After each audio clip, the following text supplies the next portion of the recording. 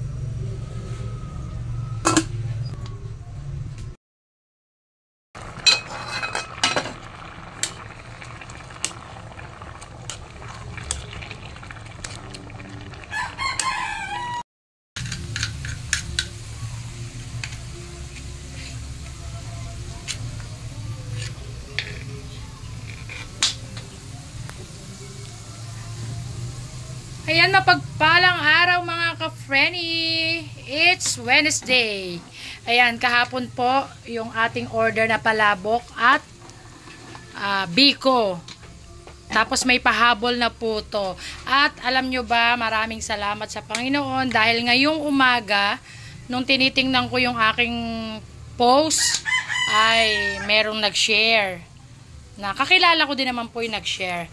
At dahil doon, may nag-order po sa akin. Kaya early in the morning din ay nakausap ko yung order at ngayon nga po nagbibiko ako. At 2 kilos po yan na isinaing ko. Dahil nagpa-order din po ako ng per styro.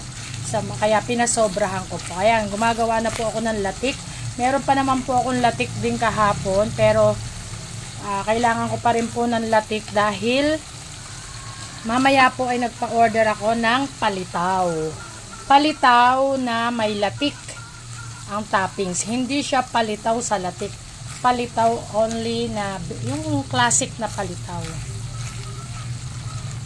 Yan, iwanan ko muna siya dyan. At ito po ang kailangan kong bunuin na dahil 11:30 ang aking sinabi sa kanya. Wait lang, bababa ko kayo at lalagyan ko po kasi siya ng asukal. Yan po ang gamit kong asukal, wash. At dahil yan ay 2 kilo, 1 kilo ang ilalagay natin. 2 ganito po. Ayan medyo tutorial na rin po ito. Iba-iba po ang pamamaraan ng pagluluto natin. Merong hindi ganyan. Meron siyang, ako po ganyan talaga ako magluto. Hindi siya malabsa na dahil puro gata. Ako po hindi. May gata po siya pero gusto ko maligat. Gusto ko yung medyo maligat yung biko. Saka ko po, yan, sige po, wait lang, lalagay ko po ito. Ayan, nalagay ko na po yung 1 kilong asukal. At ganito lang po ang nilalagay ko. Dahil 2 kilo po yan, lalagay ko po ito lahat. Pero, pag po konti lang, syempre konti lang ang ginagamit ko. Ayan.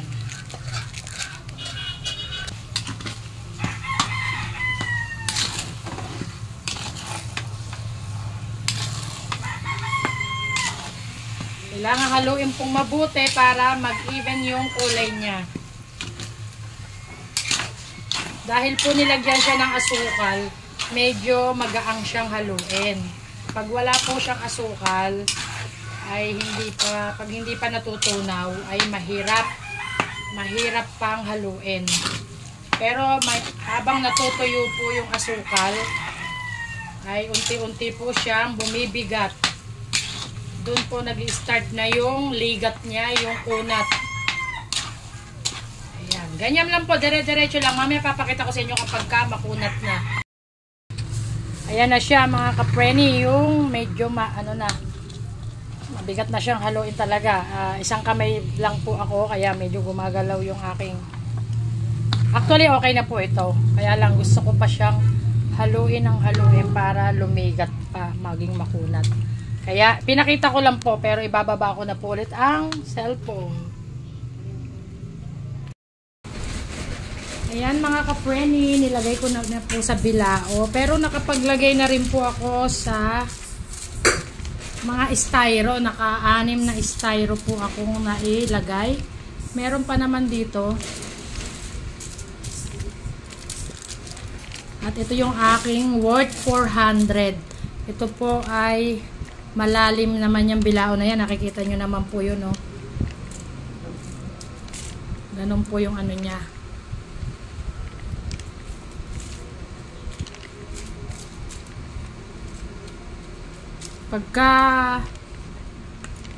Pagka mga kakanin, tinatapatan ko na po agad ng hangin, ng ventilador, para bago balutin ay medyo lumamig na.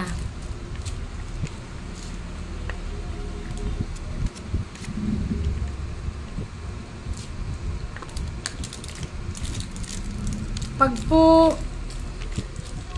po kakanin, per bilao po ang aking presyo. Kapag po mga pansit, palabok, mga ganyan, yung mga noodles, pasta na ganyan, ay per kilo po ang aking presyuhan. Yan. Sa mga mahilig po ng mga luto-luto, ayan, pag ganito ang aking content, magugustuhan nyo. Pero pinapaalala ko lang po sa inyo na hindi puro pagluluto po ang content ko. Kaya ngayon pa lang po, pinapaalala ko na minsan may mga kalokohan, may mga kung ano-ano lang, yung kung ano lang po yung ganap ko sa araw ng pagbablog ko na yon. Yun po yung aking nakikita nyo naman malalim. Pag tinutusok ko po yan, tinitingnan ko kung saan yung manipis, pero yan po ay mahigit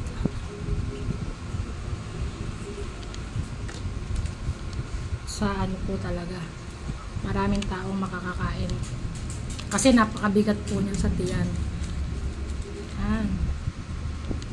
Makapal po yung bilao na yan.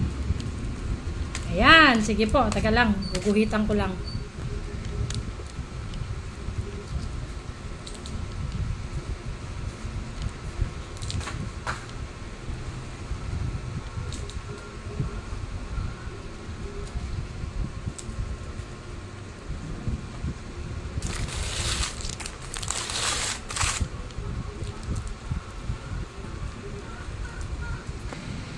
Baguhin ko kayo para makita nyo.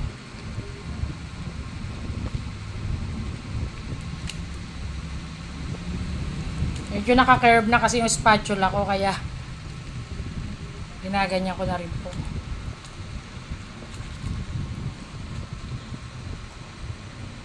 Pwede ko rin pong ganyan. Dinadagdagan ko ng para maganda at hindi malakas sa kukuha. Ibig sabihin hindi malakas, hindi sobra-sobra ang kinukuha ng mga bisita. Wala po, pwede naman po doblehin nila, bahala po sila. Para lang maganda sa paglalagay ko ng latik. Kahapon ko lang po ginawa yung ganyan. Mamaya makikita nyo yan kasi wala pang latik. Wait po.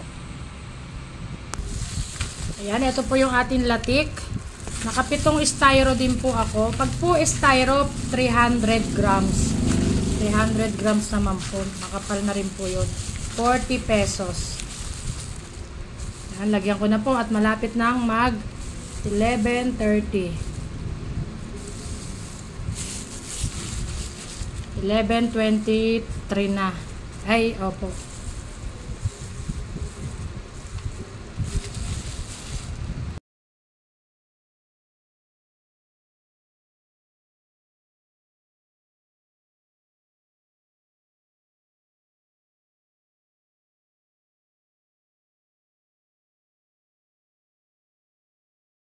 Yan na mga kaprenyo. Tapos na. Nilagyan ko na po ng latik.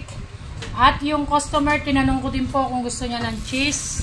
Ay, wag na daw po. Ito yung mga order na styro. Lalagyan din natin ng latik.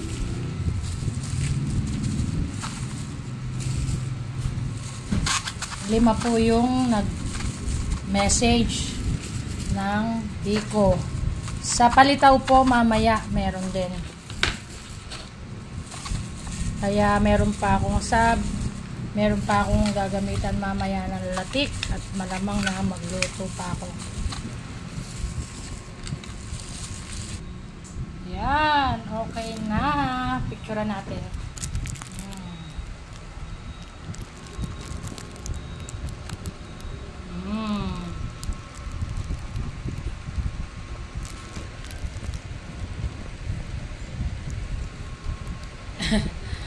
Pati kayo napapatingin sa picture.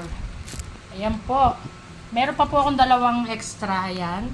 At meron din pang tikim. Wait lang po. Sige po. Di-deliver na muna po. Ayan, mga ka-friendly. Okay na ang ating Biko order. At na-deliver na po yung isang styro. Ayan. Ito po pipick upin daw. Itong tatlo na to.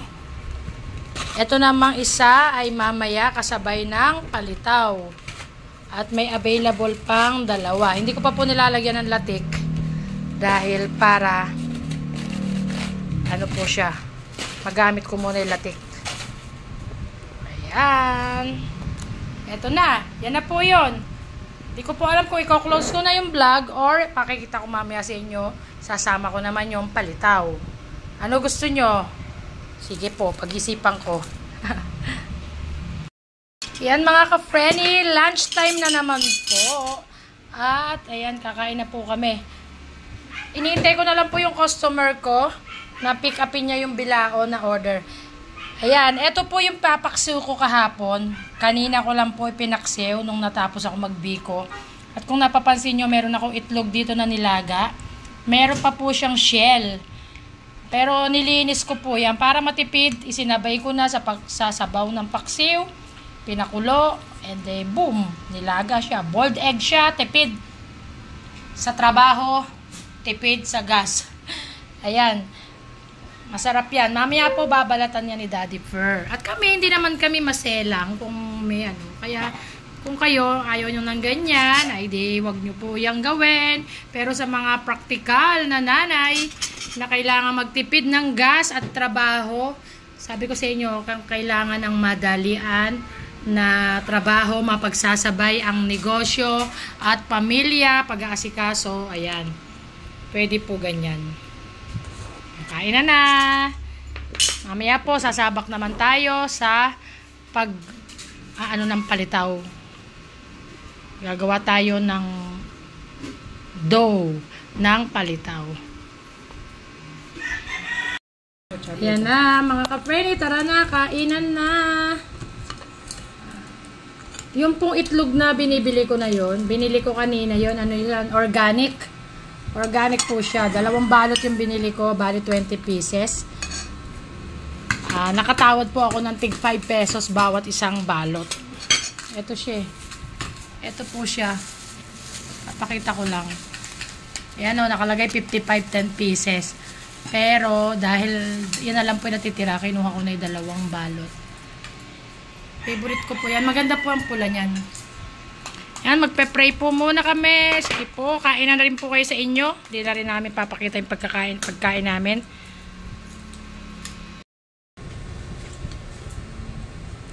Parang ibig kong i-video pa rin habang kumakain. Tingnan nyo na lang din. Kung ayaw nyo, skip nyo na lang po. Ayan, nanonood na naman kami ng tanggol. Sa YouTube lang po kasi yung aming tanggol. Jack, no, sige, nakaamoy ng itlog. Ito pong aming aso, ayan, pag nakakaamoy siya ng itlog or nakakarinig po siya ng nagbabalat ng shell ng itlog, ay talagang, naku, tingnan nyo. Oh, Jack! Talagang favorite po ng aming mga aso yung itlog.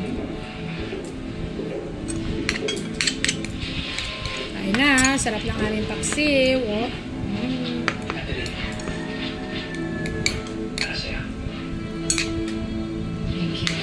Wala po kasi kaming TV, kaya hindi kami nakakapanood sa desktop computer lang po. Kami nagre-review ng Tanggol, yung nakaraan kagabi.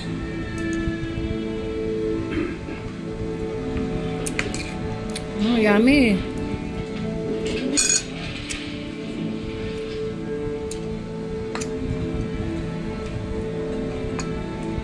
Pero may kanin pa doon.